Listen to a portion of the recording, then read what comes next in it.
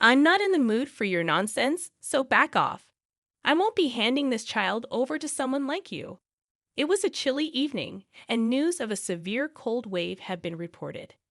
I was rushing home when I spotted my niece on the way. Something was off about her, no jacket, holding it in her arms. Upon closer inspection, I couldn't believe she was holding a baby. Both looked thin, and their clothes were dirty. Where do you think you're going with a baby in this cold? I couldn't ignore my trembling niece, offering to let her rest at my house. She snapped at me, "Shut up. Who would go to your house?" Despite our strained relationship, I couldn't overlook their condition. I tried to invite them with a gentle tone and smile, but she staunchly refused, citing her distrust. As I attempted to persuade her, a car suddenly pulled up, and to my surprise, my husband stepped out. "Well, it can't be helped. I'll have to take you with us by force." Swiftly, he picked up my niece and the baby, urging me to get in. I protested his forceful actions, feeling like he was kidnapping them. However, he drove on without saying a word. Upon reaching the destination, I was left speechless. I'm Kelly, born and raised in an ordinary family, a 29-year-old housewife married to a man. I have a sister who is 2 years older. Our relationship wasn't bad when we were kids, but things changed after her marriage to a wealthy man. She became extravagant, looking down on us and boasting about her luxurious lifestyle every chance she got. How sad that we can only afford an apartment, while she revels in her big, beautiful house, thanks to her $2 million spending. I came face to face with my sister, who never missed an opportunity to flaunt her shopping sprees and elevated status, and it grated on my nerves. One day, I couldn't take it anymore. "Enough already. I'm sick of hearing about your money obsession. I'm content with my life. Keep your opinions to yourself." My anger boiled, reaching the point where I felt like attacking her. But she just laughed it off, snorted, and casually said, "Oh, so you're jealous after all. How pitiful. Poor people's jealousy is really an ugly sight." Her nonchalant and contemptuous attitude fueled my deep-seated dislike for her. From that point on, her jabs only intensified. Even at family gatherings, she would maliciously put me and my husband down. "Is that all your husband makes?" "Nothing. I guess you must be a worthless old contractor, huh? Because of that, you have to work part-time jobs too. Poor you. By the way, I heard your wedding was really average, mostly just a room full of family members. If you compare it, my own wedding was exquisite, huh? A grand event for 100 people, a stunning gown, a breathtaking venue, and the food was first-rate. If only you could have hitched your ride on a gold mine like me." Her greed even led her to try to snatch away my necklace, a singular high-end item that was a beloved gift from my husband on my birthday. She couldn't stand the idea that a poor woman like me had such a nice thing. "How dare a poor girl like you carry a big fashion brand name? It doesn't suit you at all. Actually, it's kind of depressing how that lovely necklace is wasted on you. It would look way better on me, so you might as well give it up." Fortunately, the necklace wasn't taken, but its chain was snapped, leaving me quietly weeping for the love marred by this act of sadism. From then on, I did everything to outright ignore my sister. Avoiding her meant distancing from her family as well. However, my brother-in-law, always occupied with work, spared us no help in our little heartbreaks. Our interactions consisted of trivial comments and tongue bites. Despite his stoic exterior, I regretfully found myself reading him as well in the wretched limelight of my opulent sister. Additionally, Susan, my sister's 9-year-old daughter, seemed to have inherited a certain distaste for us. Dripping the sweet family ordeal with typical fashion disdain, every meeting with my niece was met with glares and minimal response. I couldn't fathom what I had done to earn her dislike. When I converse with my niece, the distance between us feels palpable. Although there isn't a particular issue, being treated so coldly by her adds a layer of loneliness. I successfully severed ties with my sister and her family, but I still catch glimpses of my sister's activities through a neighbor who works part-time with me. News had recently reached me that my sister had welcomed her second child, and amidst the hectic life of parenting, She seemed to be happily indulging in her favorite brands. On what seemed like any other peaceful day, with no interactions with my sister, I encountered an unexpected incident.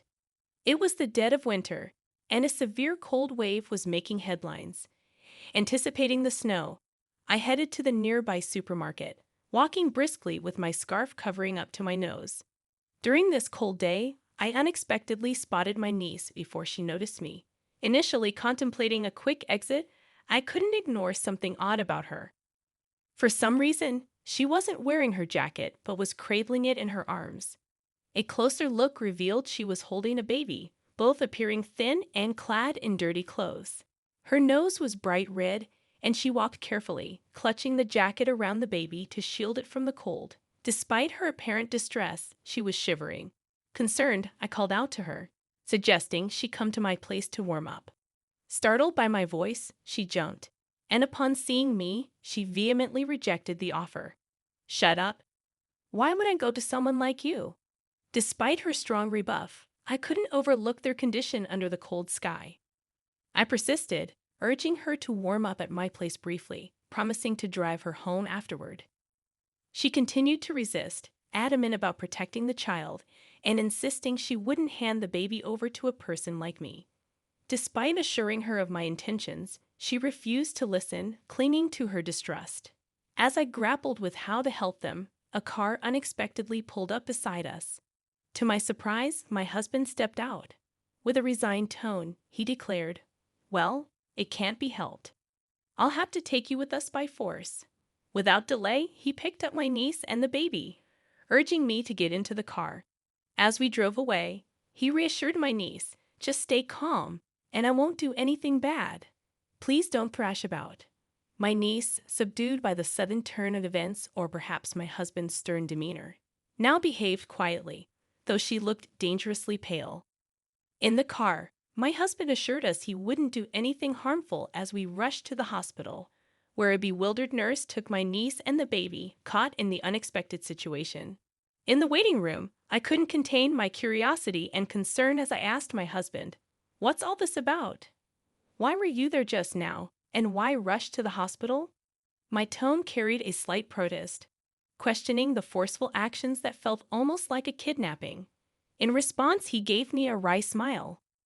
He explained, "It was pure coincidence that I was there.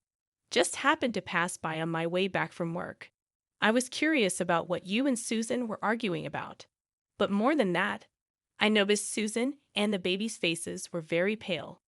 I just thought I had to get them to a warm place right away."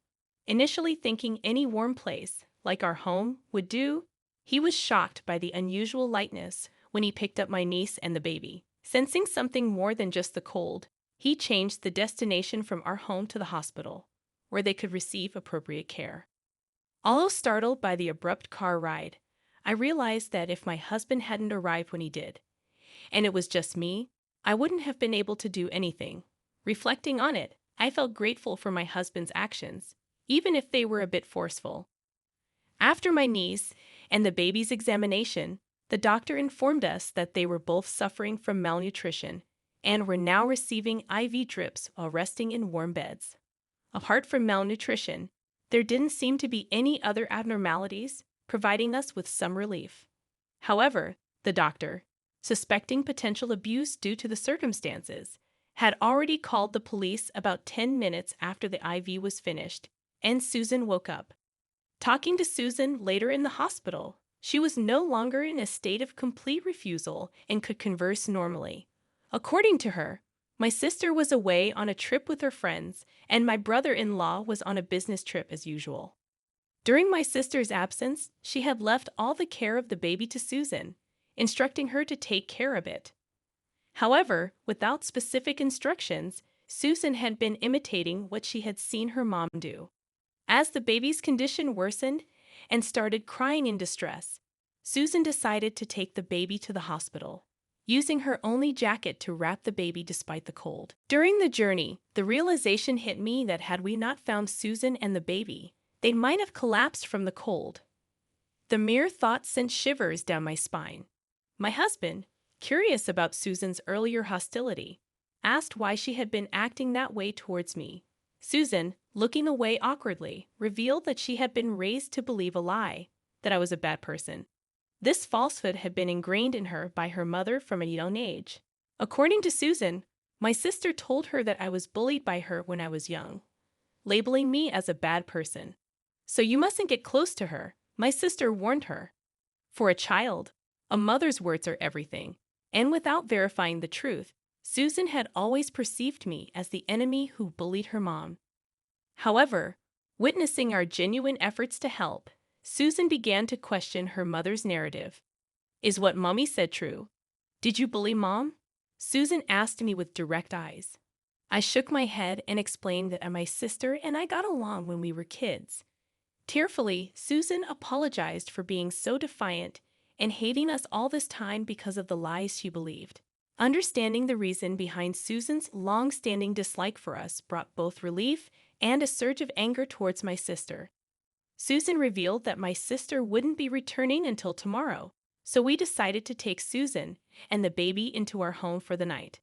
As Susan engaged in normal conversation with us, albeit a bit awkwardly, I couldn't help but feel anger at my sister's neglectful actions, leaving Susan hungry and alone at times.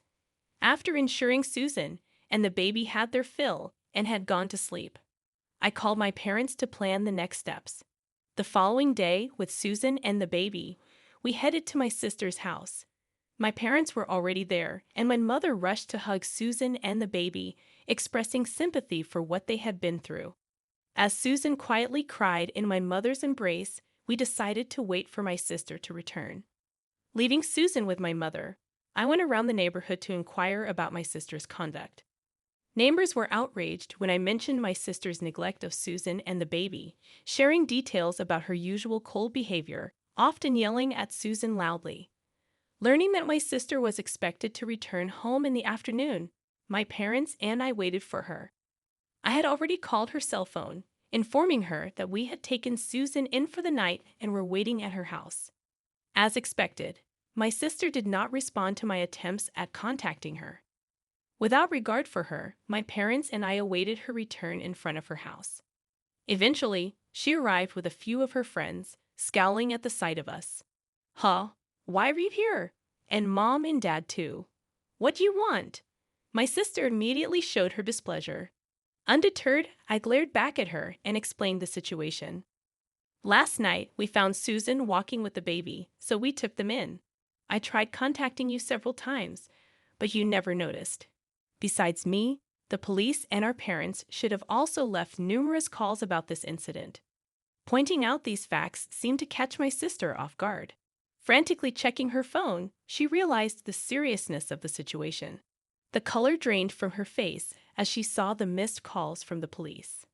"I have something I need to do after this, so I'll be." "Wait a minute. Where do you think you're going?" My dad grabbed my sister by the scruff of her neck as she tried to flee. Momentarily struggling and thrashing, my sister soon gave up, hanging her head in resignation. Our parents had always been strict about manners and etiquette, instilling in us the importance of upholding such values. Grateful for their guidance, I acknowledged their role in our upbringing. However, my sister never embraced these principles, always finding a way to escape from our parents' expectations. It seemed she harbored an unease or discomfort around our father, perhaps due to his seemingly more severe behavior towards her. In front of her friends, our parents didn't hold back. They vehemently reproached her over her recent misdeeds, and in their time, the mistreatment of her children. They questioned her actions, expressing disbelief at how she could leave a 9-year-old and an infant alone to go on a vacation. "How could you even think about leaving a 9-year-old and an infant alone to go on a vacation? Even if Susan is reliable, she's still a child. Tasking her with the absolute care of an infant is inexcusable. Call yourself a mother. And this isn't a one-off thing. You've been making Susan stay at home by herself frequently. On top of not preparing any meals for her, do you even have any sense of being a parent?" With my sister's past attitude aired out, her friends looked bewildered. "Wait, didn't you say you left your daughters with your family?" The gravity of her actions became evident, and our parents continued to address her irresponsible behavior. The presence of our infuriated parents, combined with my mournful expression and Susan discreetly eyeballing from behind us, painted a bitter picture. The whole entourage seemed to cast scorns at my sister, making it clear that what my parents were reprimanding her for was indeed the sardonic truth. My sister, unable to bear the pressure, continued making excuses, shaking and pale. "No, that's not it. I was told my husband would be at home yesterday," she stammered, resorting to lies. "How do you plan to explain everything up to now?" I interjected. However, before we could delve further, the local constabulary approached us, stating there were allegations of neglect concerning the children the night before. They requested a further discussion at the police station. My sister, unable to muster any form of fortification, was escorted away to the police station. During her interrogation, which was her first administrative disquisition of such kind, she was given a grave censure. Ultimately, she was released, with my brother-in-law stepping forward as her claimant. He had hurried back from his business trip upon being informed by my parents. Later that evening, my sister and her husband made their disgruntled entrance. Susan rushed to her father with joy, welcoming him back, and he apologized for making her feel lonely. After putting Susan and the baby to bed, we had a serious discussion. When my brother-in-law demanded my sister explain everything, she looked down with a pale face and made an excuse about needing a change of scenery due to parental burnout. Even so, convinced she was lying, I brought up information I had heard from my coworkers, recounting not only this incident but also other times my sister had acted irresponsibly. My brother-in-law became furious upon hearing this. A quick search around the house revealed a hoard of high-end items hidden in my sister's exclusive closet. Confronted with the proof, my sister reluctantly admitted to her misdeeds. She confessed to lying to her husband about their children wanting to take expensive classes and receiving money for it. Moreover, she admitted to often neglecting the children's care, not just when she was out, but also when she was home. Disappointed in having lost all patience, her husband declared, "I'm disappointed in you. You always said you were handling the housework and the kids properly. Let's get a divorce." Despite everything, my sister quietly accepted the divorce. With no excuses left for her misconduct, my sister sought help from our parents, but they refused to get involved, having disowned her at the time of her divorce. Abandoned by everyone, she lived miserably in what once was a mansion she bragged about, now turned into a cluttered house. On the other hand, my brother-in-law had been trying to change his work style for the sake of the family.